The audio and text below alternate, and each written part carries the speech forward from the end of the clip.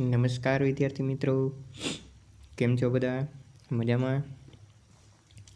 તો ગઈકાલે આપણે જે વાણિજ્ય વ્યવસ્થા અને સંચાલનમાં પ્રકરણ નંબર 10 બજારીય સંચાલન જે છે એની શરૂઆત કરી હતી અને ગઈકાલે બજારીય સંચાલનનો અર્થ અને એનું વ્યાખ્યાઓ જે કંઈ હતી તે સમજ્યા હતા.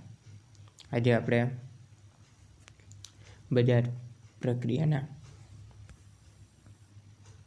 કાર્ય છે એના અંગે સમજૂતી મેળવીશું. તો બજાર પ્રક્રિયાના કાર્યો કુલ 15 કાર્ય આપેલા છે. તો 15 કાર્ય જ આપણે જોતા જ મનમાં પ્રશ્ન ઉદ્ભવશે અથવા મનમાં બી કહી છે પહેલાં તો કે 15 કાર્ય એકસાથે યાદ કેમ રાખવા? જો પરીક્ષામાં પ્રશ્ન પૂછાઈ ગયો તો આ 15 કાર્યો એકસાથે એના નામ, એના મુદ્દાઓ કઈ રીતે યાદ રાખવા, એની અંદર લખાણ આપેલું છે એ બધું લખાણ કેમ યાદ રાખવું? તો પહેલાં આપણે એ જ ભય જે છે, બીક છે એ દૂર કરી નાખી કે કોઈ પણ પ્રશ્ન, આ પ્રશ્ન છે એ 5 માર્કમાં પહેલાં 15 મુદ્દાઓ આપેલા હોય એવો પ્રશ્ન મોસ્ટ ઓફ પૂછાવો શક્ય નથી. એટલે કે આની સંભાવના છે એ નહીવત થઈ જાય. તો પૂછાય કઈ રીતે? તો આમાં કોઈ મુદ્દા આપેલા હોય, એક મુદ્દો, જેમ કે અહીંયા પહેલો મુદ્દો આપેલો છે બજારીય સંશોધન, તો એની અંદર જે કાંઈ સમાવેશ થતા હોય લખાણ 2 થી 3 માર્કમાં પૂછી શકે. જેમ કે બજારીય સંશોધન કોને કહેવાય, માલનું એકત્રીકરણ કોને કહેવાય, કઈ રીતે કરશો, આ બધું જે છે એ મુદ્દા વાઇઝ 2 થી 3 માર્કમાં પૂછી શકે. તો ચાલો આપણે શરૂ કરી બજાર પ્રક્રિયાના કાર્યો. એમાં પહેલું છે બજારીય સંશોધન, બીજું માલનું એકત્રીકરણ છે, પછી માલને વપરાશ લાયક બનાવવો, પછી ચોથું છે માલનું પ્રમાણીકરણ, ત્યારબાદ ચોથું છે માલનું પ્રમાણીકરણ અને એનું વર્ગીકરણ, અને પાંચમું છે માલ પર નિશાની કરવી. માલની ઓળખ પૂરી પાડવા માટે માલ ઉપર શું કરવામાં આવશે?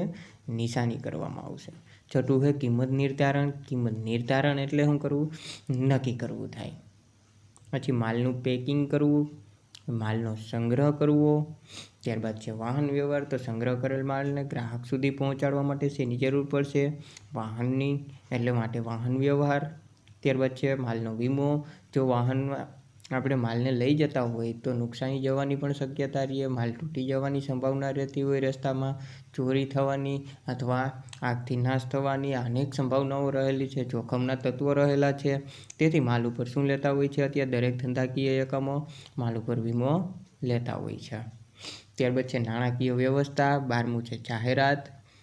13મું છે વેચાણ વિતરણની વ્યવસ્થા. ત્યારબાદ 14મું છે વેચાણ, અને છેલ્લો મુદ્દો છે 15મો વેચાણ પછીની સેવા. તો વેચાણ પછીની સેવામાં કેનો સમાવેશ થાય? તો કે આપણે જોઈએ છીએ કે કોઈ વસ્તુનું વેચાણ કરી દીધા પછી તેની જવાબદારી પણ હોય છે. જેમ કે વસ્તુ, આપણે એક ઉદાહરણ લઈએ, ફ્રીજ તો આપણે LED છે, AC છે, તો આ વસ્તુને ફિટ કરવા માટે એના સેલ્સમેનને મોકલતા હોય. અથવા વેચાણ પછીની પ્રક્રિયા, જો કોઈ વસ્તુ ઉપર 2 વર્ષની વોરંટી હોય તો 6-7 મહિના પછી કોઈ વસ્તુ એમાં નુકસાની આવી અથવા કંઈ ફોલ્ટ આવ્યો, દેખાયો અને વસ્તુ બંધ થઈ ગઈ, તો એ પોતાના સેલ્સમેનને મોકલી અને રિપેર કરવા માટે મોકલશે ત્યાં. તો આ વેચાણ પછીની સેવાઓ કહી શકાય. ત્યારબાદ હવે જોઈએ આપણે એમાં પહેલો મુદ્દો છે બજારીય સંશોધન. તો માર્કેટિંગના કાર્યમાં બજાર સંશોધન એ પ્રથમ કાર્ય છે. માર્કેટિંગના કાર્ય એમાં સૌથી પ્રથમ કાર્ય કયું છે? બજાર સંશોધન. તો બજાર સંશોધન સરળ રીતે કહીએ તો આ પ્રક્રિયામાં ગ્રાહક વિશે માહિતી મેળવવામાં આવે છે. શું કામ? તો કે ભવિષ્યમાં જે વસ્તુ આપણે બજારમાં મૂકવાની છે એનું વર્તમાનમાં આપણે ઉત્પાદન કરી, એ વસ્તુ વર્તમાનમાં બનાવી, તો એટલા માટે બજારીય સંશોધન કરવું, ગ્રાહક વિશે માહિતી મેળવવી એ આવશ્યક બની જાય છે. કે ગ્રાહકની પસંદગી શું છે, ગ્રાહકને કેવી વસ્તુ પસંદ આવશે, એ કેવી વસ્તુ પસંદ કરે છે, એનો રંગ, રૂપ, આકાર, કદ, બરાબર, એની ગુણવત્તા. તો ભવિષ્યમાં નકર શું થાય કે આપણે મોટા પ્રમાણમાં વસ્તુનું ઉત્પાદન અત્યારે કરી નાખ્યું, ભવિષ્યમાં જો ગ્રાહકની વસ્તુ પસંદ નહીં આવે તો મોટા પ્રમાણમાં નુકસાન થઈ શકે. તો આ નુકસાનને પહોંચે અથવા નુકસાનને અટકાવવા અથવા ઓછું કરવા માટે અગાઉથી જ ગ્રાહકને એના અંગે માહિતી મેળવવામાં આવે. તો આમાં જોખમનું તત્વ રહેલું છે એટલા માટે તેમની પસંદગી, અભિરુચિ વગેરે વિશે માહિતી મેળવવામાં આવે છે. વર્તમાન સમયમાં ભવિષ્યની માંગની અપેક્ષાએ મોટા પાયા ઉપર ઉત્પાદન થતું હોય ત્યારે તેમાં કેટલાક જોખમો રહેલા હોય છે. મેં હમણાં જ કીધું તમને કે એમાં જોખમો રહેલા, કારણ કે ભવિષ્યમાં જે વસ્તુ ગ્રાહકને પહોંચાડવાની છે વસ્તુનું ઉત્પાદન આપણે અત્યારે વર્તમાનમાં કરી છીએ એટલા માટે. જેમ કે વેચાણ થશે કે નહીં, પહેલો જ પ્રશ્ન, ગ્રાહક વસ્તુ લે કે નહીં લે, ગ્રાહક માલને પસંદ પડશે કે નહીં પડે વગેરે જોખમો દૂર કરવા ગ્રાહક અંગે શું લેવામાં આવે, જાણકારી મેળવવામાં આવે છે. અને તેના આધારે ભાવિ અનુમાન કરી શકાય, એટલે ભવિષ્યનો અંદાજ અત્યારે વર્તમાનમાં મેળવી શકાય. તેમની માંગ, કિંમત, હરીફાઈ વગેરે અંગે માહિતી મળે છે. આ માટે વિવિધ પદ્ધતિનો ઉપયોગ કરવામાં આવે. કેવી પદ્ધતિ? કે પ્રશ્નાવલી પદ્ધતિ. આંકડાશાસ્ત્રમાં આપણે જોઈએ જ છીએ આ પ્રશ્નોને આવે છે પ્રશ્નાવલી પદ્ધતિ દ્વારા. તો આમાં પણ જે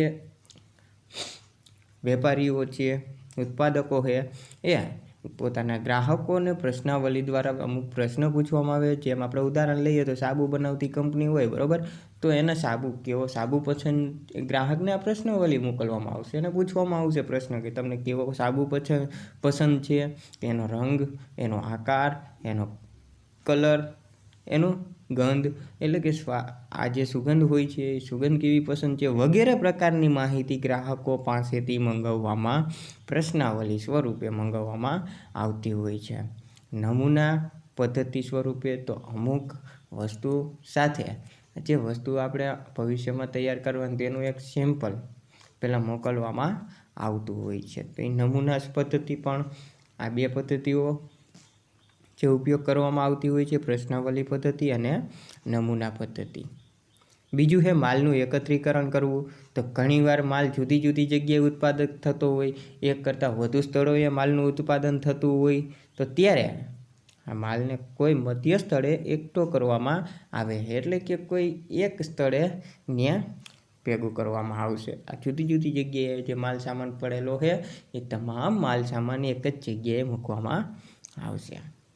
તો જેને માલનું એકત્રીકરણ તરીકે ઓળખવામાં આવે છે. તો કેટલીક વાર ઉત્પાદકો છૂટાછવાયા હોય, વસ્તુનું ઉત્પાદન મોસમી હોય, નાના પાયા પર માલનું ઉત્પાદન થતું હોય કે ઉત્પાદિત થયેલો માલ ઉપર પ્રક્રિયા કરવી જરૂરી હોય, ત્યારે માલનું એકત્રીકરણ કરવામાં આવે. 2 માર્કમાં જુઓ આ મિત્રો, આ તમને પ્રશ્ન પૂછી શકે કે માલનું એકત્રીકરણ ક્યારે કરવામાં આવે અથવા માલનું એકત્રીકરણ કરવાના સંજોગો જણાવો, ત્યારે આપણે આ એમાં લખવામાં આવશે કે કેટલીક વાર ઉત્પાદકો હોય છૂટાછવાયા હોય, પછી વસ્તુનું ઉત્પાદન કેવું હોય, મોસમી હોય. મોસમી એટલે હમણાં જ જોઈએ આપણે ચોમાસું આવશે એટલે કેની માંગ વધશે, કેની માંગની જરૂર પડે, ગ્રાહકો કેની માંગ કરશે, તો કે છત્રી અને રેનકોટની. તો એનું ઉત્પાદન અત્યારથી જ ચાલુ થઈ ગયું હોય, તો આ શું કહેવાય, મોસમી ઉત્પાદન. અને જ્યારે એની સિઝન આવે ત્યારે એ બજારમાં મૂકવામાં આવતું હોય છે. પછી નાના પાયા પર માલનું શું હોય, ઉત્પાદન થતું હોય અને ઉત્પાદિત થયેલ માલ ઉપર પ્રક્રિયા કરવાની હોય કાંઈ. આ બધું જરૂરી હોય ત્યારે માલનું એકત્રીકરણ કરવામાં આવે છે. ત્રીજો મુદ્દો છે માલને વપરાશ લાયક બનાવવો. શું કામ? તો ઘણા બધા માલ એવા હોય કે માલને વપરાશ યોગ્ય બનાવવા માટે જરૂરી પ્રક્રિયા એને કરવી પડતી હોય.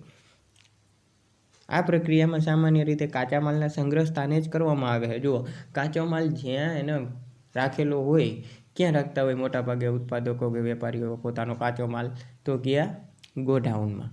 તો એ માલને વપરાશ લાયક પણ ત્યાં ગોડાઉનમાં જ કરતા હોય છે.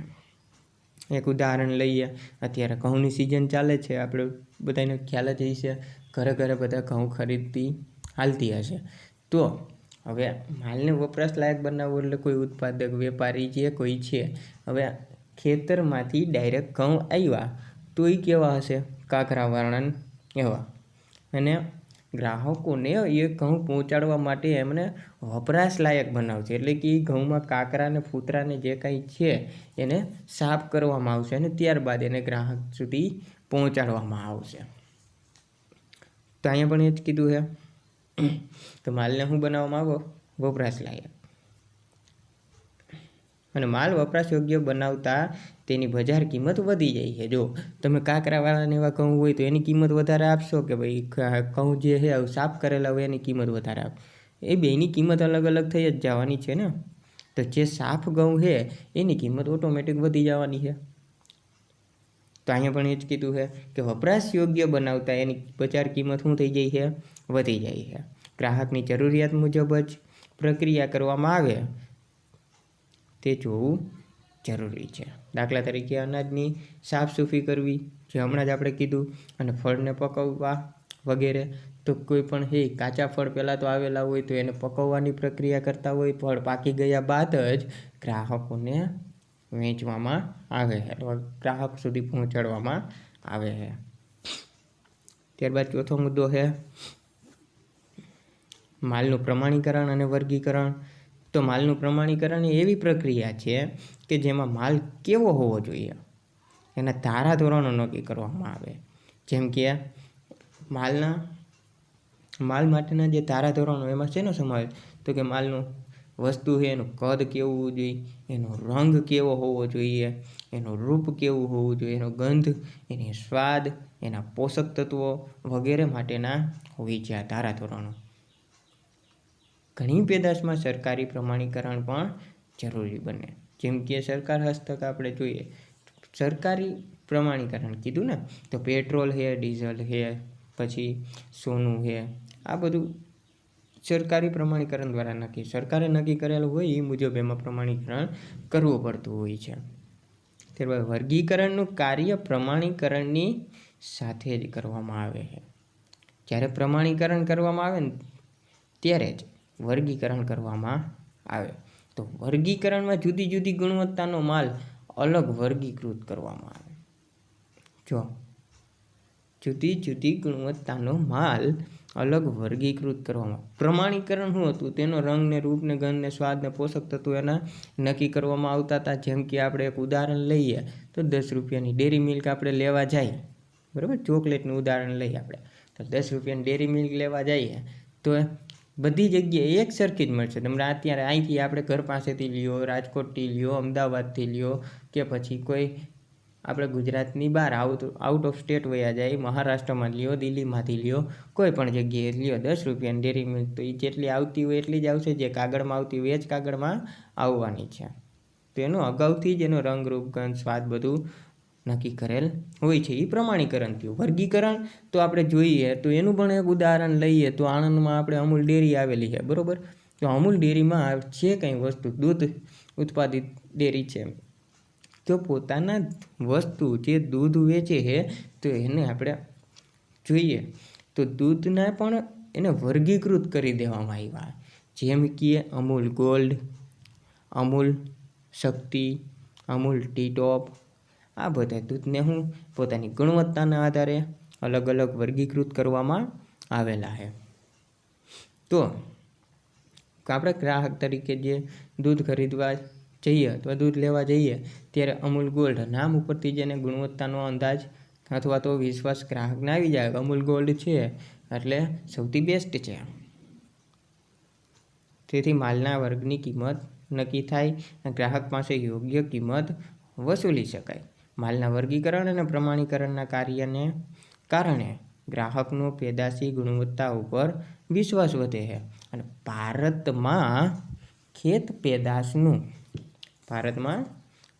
પેદાશનું વર્ગીકરણ કેન્દ્ર સરકારનું બજાર ખાતું કરે. જો અંડરલાઈન કરજો ખાસ કે ભારતમાં ખેત પેદાશનું વર્ગીકરણ કોણ કરે? તો કે કેન્દ્ર સરકારનું બજાર ખાતું.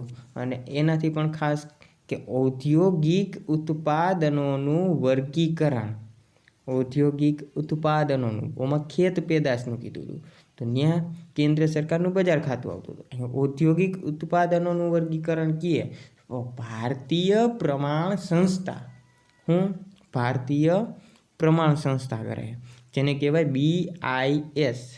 BISનું ફૂલ ફોર્મ થાય bureau of Indian standard. Bureau of Indian standard. બરાબર. ઔદ્યોગિક ઉત્પાદનનું વર્ગીકરણ કીએ તો ભારતીય પ્રમાણ સંસ્થા આવશે. ત્યારબાદ હવે 5મો મુદ્દો છે માલ પર નિશાની કરવી. તો કોઈ પણ વસ્તુ આપણે જોઈએ તો નિશાની ઉપરથી એનો ખ્યાલ આવી જતો હોય. આપણે જોઈએ તો 4 બંગડીવાળી ઓલી નિશાની હોય તો એ વસ્તુ આપણે કારની આપણે ખબર પડી જ જવાની. તો એ કઈ કાર છે?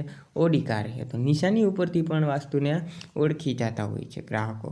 તો નિશાની છે એ પણ ખૂબ જ મહત્ત્વનો ભાગ ભજવતા હોય છે. કે માલ ઉપર નિશાની કરવી, તો આ નિશાની ઉત્પાદનના માલને હરીફોના માલથી શું પાડે છે? અલગ પાડે. માલ પર નિશાની એ માલ પર મૂકવામાં આવેલ વિશિષ્ટ છાપ, એ ખાસ પ્રકારની છાપ મૂકવામાં આવે જેથી ગ્રાહક સરળતાથી ઓળખી જાય કે આ એની વસ્તુ છે. ગ્રાહક આ છાપના આધારે જ માલ ઓળખે છે.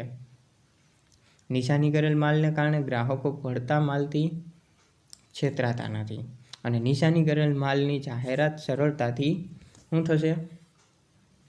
કરી શકાય. નિશાની કરેલ માલ ગ્રાહકમાં પેદાશની ગુણવત્તાની ખાતરી આપે. એક લોગો હોય, એક છાપ હોય તો ત્યાં પેદાશની ગુણવત્તાની ખાતરી મળે છે ગ્રાહકને. એનો વિશ્વાસમાં શું થાય? વધારો થાય. તો ઘણીવાર ઉત્પાદક પોતાના માલને નામ પણ આપે છે, જેને આપણે શું કહેવામાં આવે છે?